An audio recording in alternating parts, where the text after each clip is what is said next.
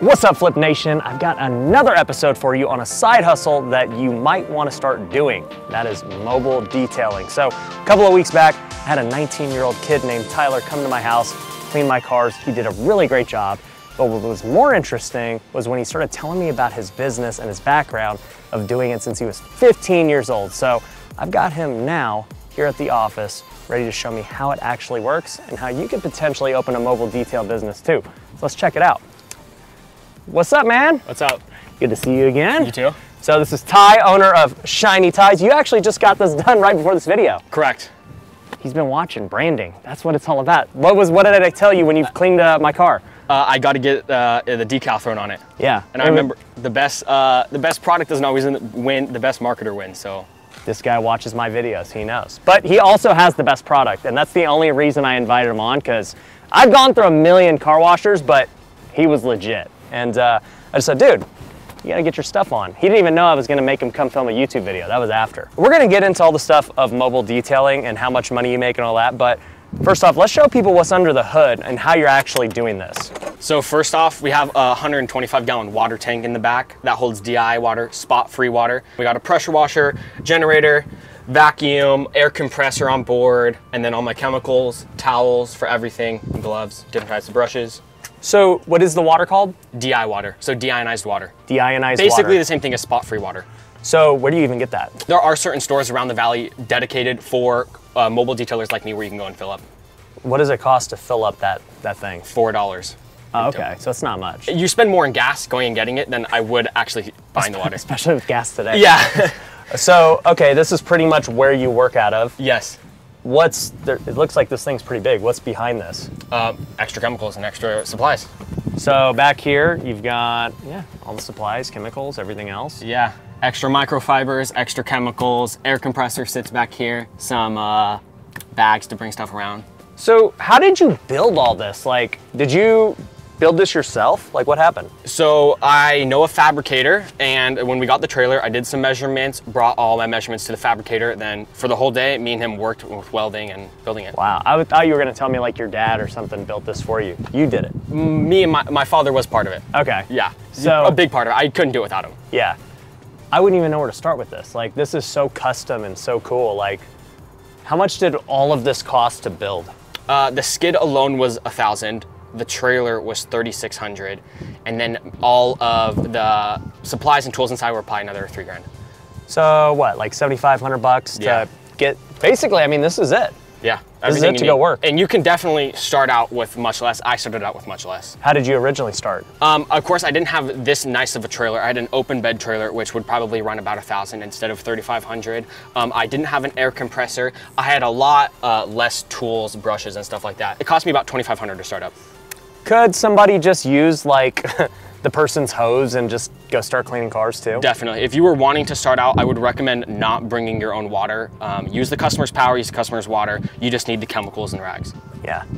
So, I mean, it's pretty self-explanatory, you know? You get all this stuff, you can pretty much go out there.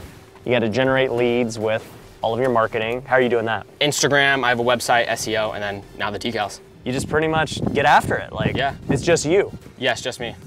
You do a good job, and then their friends tell their friends, and word of mouth. Yeah, but you told me you want to scale. Correct. To different things. So that's what I wanted to invite you to, because I want to give you some advice on what I think you should do. Okay. So let's go to the office. Perfect. All right, dude, before we talk about scale, how did you even get into this? So I was 15 years old, about to turn 16, and I knew I wanted a job. I've always liked money. And so I was thinking about what to do. I knew I didn't want to work fast food and one of those typical like starter teenage jobs. So my dad mentioned that there's people that go around and wash cars mobily. So they throw all they have in a van or a trailer, and then they pull up to your house and they wash your car for you. Right. And so we started getting into it. My uncle owns a car wash store in town. So then he helped me get all the supplies I needed. I sourced a trailer. My dad's pretty handy, so he knew how to tie everything down to the trailer, and then there we are. So you were just like, I heard people make money this way. Yeah. And I'm gonna do it. Yeah. Then I started soliciting my services to my friends, family, members in my church. What were you charging back then? 35 bucks for an interior and exterior. Okay. And you were just getting your feet wet, trying to learn the business, figure it out. Yeah, my dad would come around and wash with me. So it was 2 people. We'd probably work on your car for like an hour and a half for $35. Yeah. Not very. Yeah. He wouldn't take anything, of course. I would. He was just helping you out. Yeah. That's He's cool. a very good father. Yeah. So you do that. I mean, today, what are your prices? They start at 75. Okay. Now, what's the reason for that? Because that's pretty expensive for. It is. Yeah. So, yeah. You'll see most people. You can get a wash, interior and exterior, for $35. I charge 75 because I don't like to base my pricing off of my competition. I like to base it off what I have to charge to do it the right way. Right. $75, I feel like, is what it takes to actually do a good job while caring for the customer's vehicle. Any less, it's not very profitable, and you can't make money long term. Right. Well, you told me this too. You were like, I want to get also like the higher end customers who are willing to pay that. Yeah, you realize that when you charge little money, you get the very bad and dirty cars. The more you charge, the more likely you are to bring in high-end vehicles and cars that are taken care of and actually easier to wash.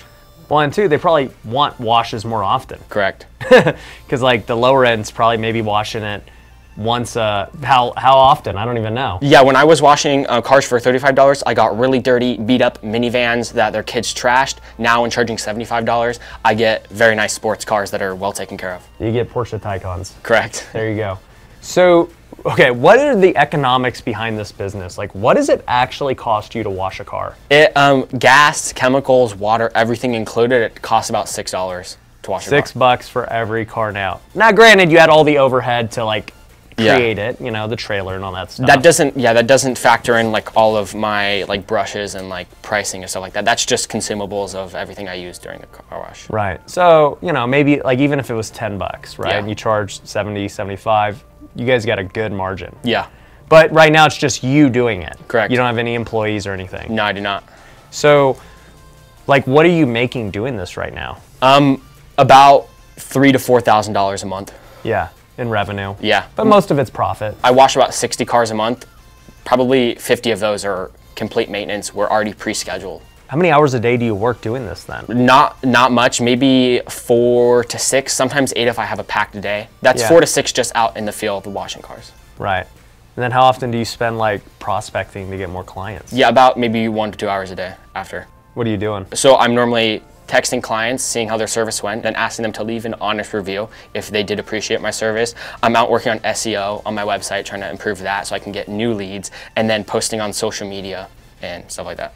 Okay. So, and obviously this is good. This right here will get a lot of leads too. So what's the goal to scale then? What are you planning to do? The goal to scale is to hire an employee to take over my maintenance clients. I'm gonna buy another van, get that van outfitted, have the employee go in the van to service my maintenance clients, and I want to go and open a shop. At the shop, I want to offer stuff like window tinting, vinyl wraps, PPF, stuff that you can't do mobile. So, okay, there's a couple things there. Why do you need to buy another one? Why not just let them use your trailer? The problem is then that I either have to provide them a truck or they have a truck. I just don't trust an employee driving with a trailer, especially someone that would work for me. Why? I think it's more of a liability if they're driving with the trailer. It's harder to drive back in. I think there's a very big chance they're going to get in an accident. All right, I'll tell you though, okay, this is my perspective. I had similar fears about just anything in my businesses with employees, right? Whether it was like, man, do I trust this guy to fix up this house? You know, do I trust this guy to, you know, buy a good deal for us? Do I trust this guy with one of my clients and to treat him right? You know, I'm sure that's a big fear for you. And I think most fears you'll find are kind of unjustified.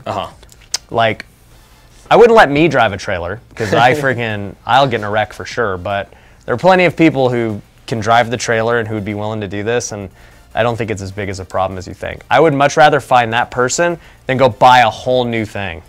Okay, I see where you're coming from. Yeah. Because you got a great setup, and if you don't plan, like, who's going to use that thing? I would still do some maintenance while the other person technically would not take over my entire maintenance clientele. Okay. I would be out washing cars mobily maybe 1 or 2 days a week. But at some point, if you're going for scale and to go open up this shop, you are not going to need that. Correct. So somebody's going to take it regardless. Yeah, or it'd have to be sold. Right. But, I mean, it just goes back to dependent if you want to continue doing mobile washes or you want to go scale and just give that up and go shop. Yeah, if it was sold, then the profits would either just be put right back into a shop or another van. So why the shop? It's more lucrative. Window tint, stuff like that's more lucrative, more profitability, and I think it's easier to scale. Doing the math on the clientele, in order to make the same amount of money you would just running a full-time shop, you would have to have hundreds and hundreds of clients. Even charging $75 for a car, I'm still only making about $1,200 a month per employee out. One person max can wash about 100 cars a month. Okay. And if that one employee is washing 100 cars a month, they will probably only be bringing me about $1,000 to $1,200. After everything, their salary, their hour, what are they gonna get paid? 15, 20 bucks? That would be commission. So that would be like 40% commission, then making about like 30 bucks to wash a $75 car. Okay, but you're providing them everything. Yeah, that would be, if I had the van, I'm providing all the chemicals, everything. Right. So, okay, I mean, mobile detail's great as a side hustle for yourself, but in order for you to get to the next level, the shop, what are the numbers on a shop? What are you seeing running the numbers in your own head? When you're running a shop, you are bringing in a smaller percentage, but again, because your services are in the thousands, it's more overall. Right. For like a full vehicle wrap, you're gonna be spending anywhere from, the purchase price would be about like $5,000. It's probably about like $1,500 to $2,000 just in vinyl and then labor. Right, yeah, because I paid, I wanna say like $4,000 for my Tesla, $5,000 for the Escalade. So yeah, it cost them $1,500 to do it. I mean, that's a good spread. That's a whole month for you. Yeah. On just one wrap. Yeah, and with just doing one wrap a month, you can basically cover the cost of the shop alone. So you just have to do one wrap alone just to be That's why profitable. there's so many wrap shops everywhere. Yeah. Wraps are where the money's at. Yeah, and everyone wants to have their car wrapped. It's cool. It is cool. I keep wrapping all my cars. I don't know why. So with the wraps though, that's like a pretty skilled job. Yes. It's way harder to do. How I plan to learn how to do that, I have an uncle who actually has a wrap shop, and so I'm gonna go up there and learn. He invited me up there. What's your uncle making? Have you asked him? That's not his only source of income, but I haven't asked him that. Dude, you gotta be like, okay, tell me how much you making with the wrap shop. You're gonna compete against him. Well, he's in Utah, but yes, when I go up there, definitely want to dive into, okay, what's your profit margins, so I know for sure, rather than just Googling the stuff, where he's getting all the vinyl, who he's sourcing this stuff from, all the components that go into it. Don't they just get it directly from like 3M and all those things? Correct. I don't think, when I'm looking on sourcing the vinyl itself, I don't think 3M actually sells it themselves. I think you have to go to a different distributor. You got to go through a wholesaler. Yeah. I've seen these guys who do like the mobile wraps too, and mobile tinting. The thing about window tinting and wrapping is it's very particular. You have to be in a very clean room. Any dust and particulate in the air will fall onto your window, and then you put the film onto your window, and then now you have a bubble in your film. So it's harder, it's more particular. And then again, you're working in a customer's driveway in 100-degree weather in the summer. That kind of makes it hard and to apply. Rather, when you can have your customers come to your shop, you can have everything there. Right. With window tinting, you can hand cut the tint around the window, or you can have what they call as a plotter. It's basically this big printer that you slide your big roll of film in, and it cuts it out to the shape of the window. Yeah. If you wanted one of those, which would make it a lot easier, it would save time. You'd have to put that in a van. That's like a $6,000 machine that you're riding around with. That's probably cost maybe half of what your van does. You get in an accident and that thing's... It's done. Yeah. That's crazy. So shop, that's where the money's at. Yes. That's why I see all these shops. PPF is paint protection film. I don't know if you've heard of that. It's basically a clear plastic layer that goes over your paint. Is that like the clear bras? That's exactly what it is. Okay. That you can definitely not apply mobile. You have to have a clean room for that. Those clear bras look tight when they give it a matte look. Yes, that's my favorite. Yeah. That is the most expensive to apply and to purchase. That requires, again, the plotter as well. Yeah, because so I ordered a Rivian SUV. I've been waiting on it, and it's a gray SUV, and I've kind of already been thinking like I really like the gray, but if I got like that matte clear bra, it would look sick. And if you're wanting like a matte look on your car, it's way better to put that matte clear bra on than even to put like a matte wrap on. Yeah, because the clear bra is more durable, right? And it just adds depth, like that matte look on with the clear bra is so. Yeah, I think I'm gonna do that now, if my Rivian ever comes. So we'll see on that. Yeah, dude, no, I think that's a great plan. I mean, look, I think mobile detail is a great side hustle for everybody. It's kind of like couch flipping for me. Like just, hey, it's not that hard at the end of the day to go wash cars. Yeah, it's a lot of work. I mean, here in the Vegas summers, it might be a little difficult, but yeah. I'm basically just a glorified car janitor. A car janitor. We'll put the best side hustle you never heard, car janitor. Car janitor. No, but people are gonna be like, what is a car janitor? I've never heard of that. Yeah, you're just a mobile detailer.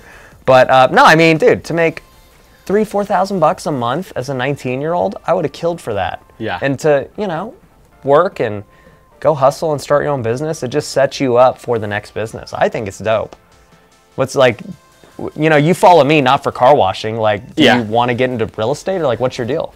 Yeah, whether I get into real estate or not, I think you can learn from someone no matter what they do. You're in a different industry than me currently, and I think I still use the lessons you teach and apply it to my field. Nice, dude. Well, did you have any questions while you're here? Yeah. If you had to redo life, what would you do? Would you still go into real estate? If I redid life, that is a big one, dude. There's so many questions that go with life. But I guess as my career, it depends. Like back then when I first got started, there wasn't all these things that there are today, right? Mm-hmm. Like crypto wasn't big, e-com wasn't big. You know, real estate was like one of the only paths. Yeah. And like you couldn't be a YouTuber. None of that stuff was a career. And then you see me doing all these other things that I think are much more scalable and lucrative than maybe just flipping houses. And so I'm like, man, if I had to start over, I still think I would pursue house flipping, mainly because real estate's always going to be here, right? And real estate's still the only avenue that gives you all the tax advantages. Mm-hmm. If you make a lot of money doing something, you're going to have to put it somewhere anyway. And so for me, I love putting my money into real estate long-term and short-term. So I think I would still do it. The only difference is I would have just been documenting the journey from the beginning. And that's like my big advice to you is like, dude, you're doing such cool stuff with all of these car washes. Like I would be on social media all day videoing it, doing it, but I wouldn't make it under Shiny Ties. I would have you doing it under your personal brand. And yeah, you're shouting out Shiny Ties and stuff. That's cool. But you know, if people could see you go from the Vegas heat, washing these cars in 110 to then opening up your own shop at 20 years old and, you know, doing your first wrap. And like, I just think that journey is so cool to buying your first house and whatever else you go through on your entrepreneurial journey. It would be really cool. So that's the big thing I would have changed about me is like, I wish people could have saw me flip couches and like do the hustles I had to do to get to where I'm at. The only thing that worries me with social media is if I should right now be putting most of my time into growing my business, and then after it's at a good place, then go to social media. Rather than if my time spent on social media, yeah, I'm maybe growing in followers, but then my business might be lacking. No, the opposite happens. You get more business. More leads, huh? Yeah, you're gonna get way more leads. And it's not that much work to post. Mm-hmm. You know, like you're already out there doing your stories anyway. Do your Instagram stories, take a pic of the car you just did. Your next post on your personal page should be you and me with my car, or me and you standing next to your trailer, saying like, watch this upcoming YouTube video, it's gonna be tight. And then what does that take you to do? 2 minutes. Yeah. You know? That's what should be happening every time you do a car. And then guess what? You tag that person who did it, they're probably gonna share, you know? And then it just keeps building more word of mouth for Shiny Ties. Thank you. So you'll double your business tomorrow. You're gonna be like, I need to hire that guy now. I have too many leads. I hope so. So that's what you gotta do, man. I'm excited to watch the journey, and I'm excited to go see my car clean too, man. Let's go show the people what you got. All right. All right.